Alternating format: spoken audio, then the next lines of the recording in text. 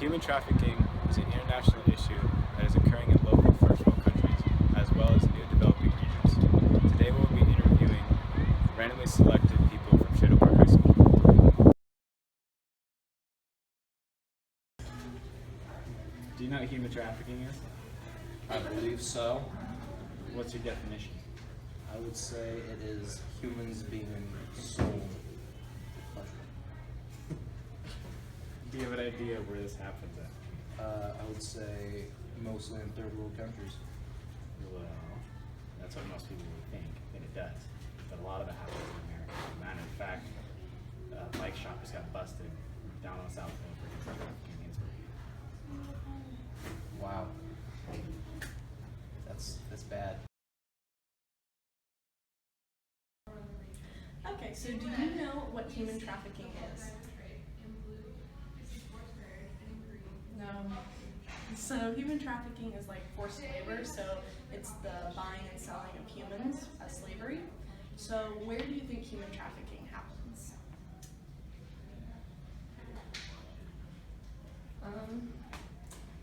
Probably in various areas of the world. Yeah, so it happens all over the world, not just in third world countries.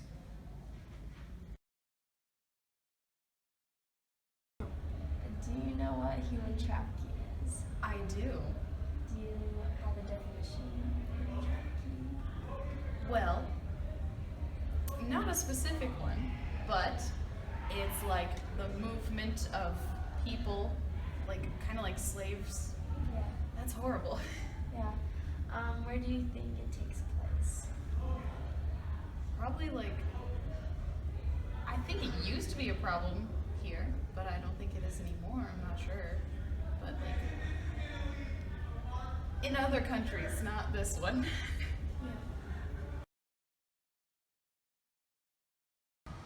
You know what human trafficking is? Isn't it essentially like modern day slavery?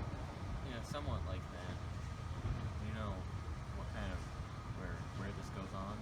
I'd say generally in the South because they don't have a good track record. What would you say if I told you that this kind of slavery occurs internationally throughout the world in first world countries and even in Spokane, which is notoriously one of the hotspots for trafficking in the United States? It is? Yes. Dang. I didn't know that. Globally, the average cost of a slave is $90. Annually, trafficking makes $150.2 billion off slaves.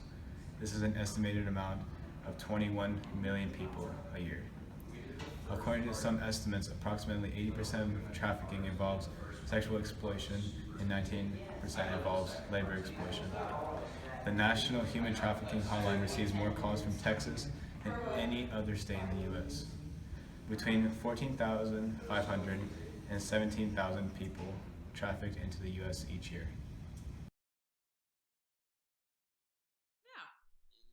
Well, how can I be of help? I hear you've done some work on human trafficking and things Yes. like that. So, Yes. I just had a few questions on that, and so This is for a paper? for a group video project. Oh, cool. So one of my main questions is, why is this able to happen inside of the United States and first world countries in general? Yeah, like I was really surprised to learn about it. You know, I thought it was something that only took place in, other countries, kind of like you said. But the more I learned about it, the more that I realized that most human trafficking is a lot like prostitution, or what people used to think of as prostitution. But that we all didn't really understand what that was very well. And that there are a lot of underage minors and adults who are participating become victims of human trafficking because maybe they were in foster care and they've run away and somebody kind of snatches them up and coerces them or grooms them to become one of their girls, and or bribes them in some way or gets them addicted to drugs and dependent on them and then start selling them, and or they take their ID altogether. So the girls can't, and boys that are involved can't prove who they are or go for help. And so I think it's always been there, but we just didn't realize it had a name, and we didn't realize that, our culture kind of tells us that prostitutes are kind of like in the movies where they're doing it by choice, making money to go to college or, because they've had a hard life, but most of them aren't like that. They're people who've been sexually abused when they were kids, or abused in some other way, who get picked up by a pimp and then start selling them or moving them from city to city.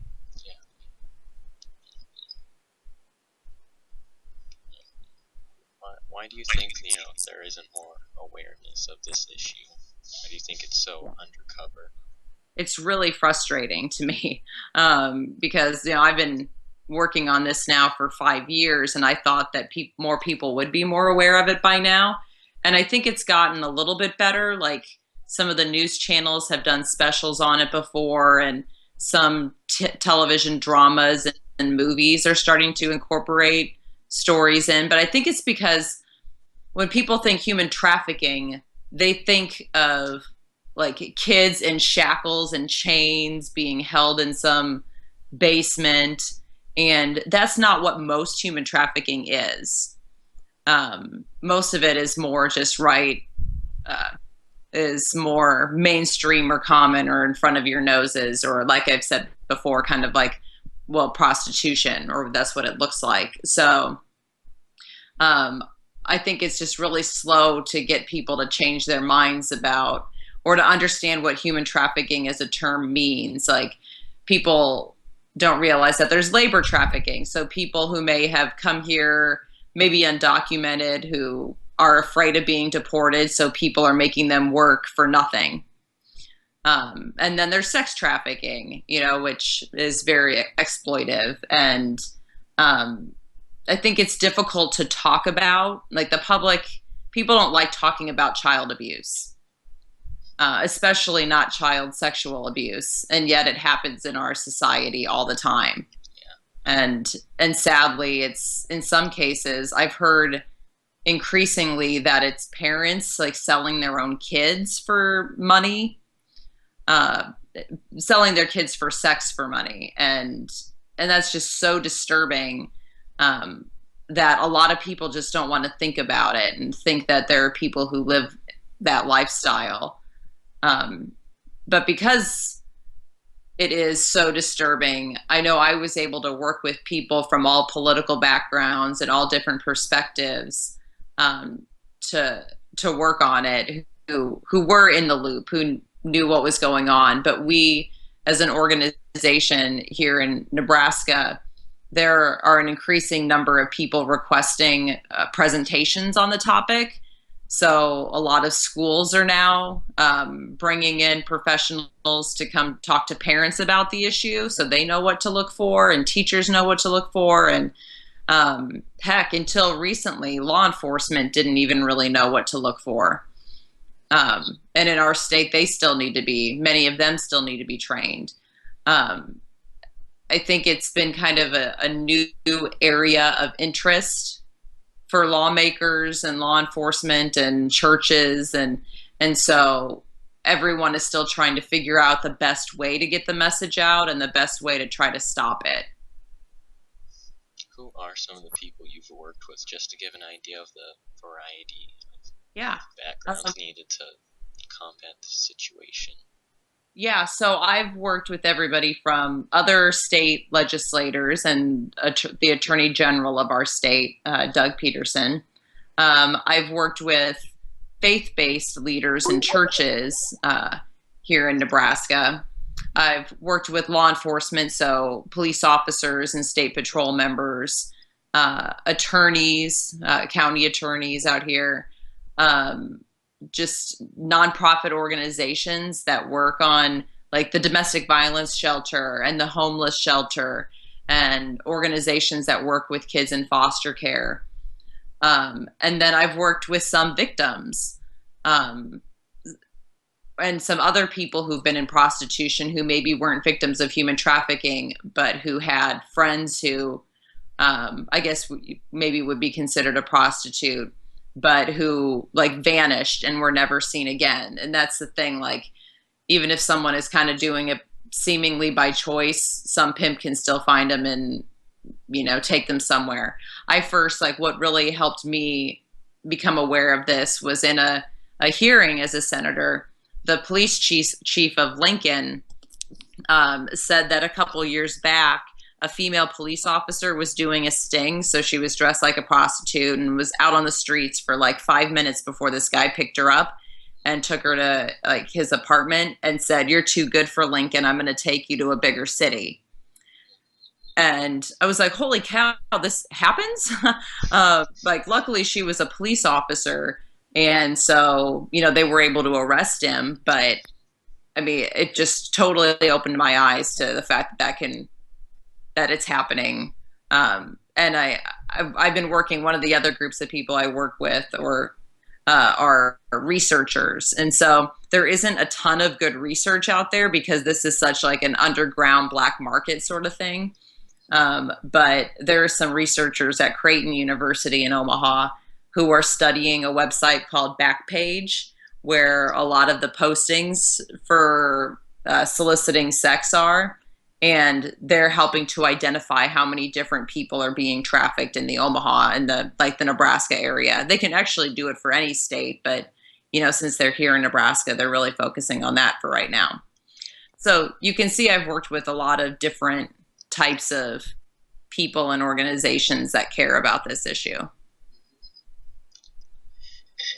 What are some of the like courses of actions that we can follow as like a population to go towards the abolishing of this issue? And like, since labor trafficking is often an issue in the raw material supply chain of multinational corporations, how do they go about discouraging that?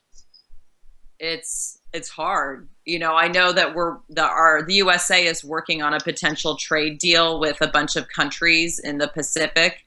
That includes Vietnam, for instance. And part of the deal, if they go through with it, is that we expect Vietnam to no longer allow labor trafficking or, forced labor to be a part of their economy. But that also means like having people there to inspect. And, you know, we can't just have too many employees that are Americans over there making sure they're doing what they say they're going to do, you know. But it's certainly, you know, economic sanctions are the best way to try to go about what other countries are doing. And then in our own country, you know, being in Nebraska, we know that there's labor trafficking that takes place in agriculture. And it is incredibly difficult for us to identify, more difficult than sex trafficking, because people who are undocumented, you know, are just so vulnerable to being forced into labor because they'd rather be working basically for free than have to go back to their other country. You know, some of them come from really bad situations there. And yet they're afraid to come forward. Or even if some of them are, I've met a sex trafficking victim who was trafficked here from Africa. And, you know, there is a fear to come to authorities, you know, because she came from a war-torn country and didn't want to be sent back.